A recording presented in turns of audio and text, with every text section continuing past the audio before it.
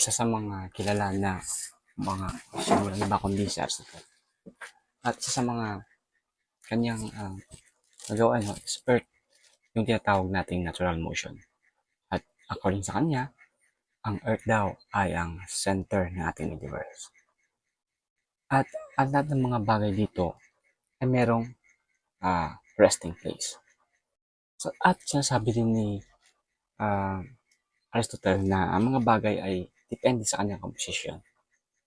Kaya may malalaman mo kung saan siya yung tendency niya sa kanyang resting place. So for example, ang heavy object like sa stone, ito yung nag-move mo or pumupunta sa earth dahil nga ito yung kanyang natural place. At another example naman ay ang light objects. Ito ay like smoke or fire. Ito ay umaakyat as the parang naturally at parang naaalan siya doon sa taas no, sa heavens or sa ating outer atmosphere. At isa sa mga view ni Aristotle ay yung four elements. The earth, water, fire.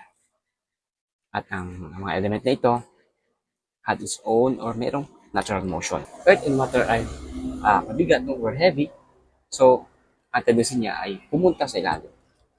While sa air and fire, dahil nga magaan sila, ang tendency nito ay pumunta sa taas. Pero, si Aristotle ay hindi niya na-conceptualize ang gravity no, as a force. No? Siyempre, sa mga later days, alam natin na ito yung malalaman ng Newton. So, it was not until this century na yun nga, nahulog yung apple at doon na discover ang gravity.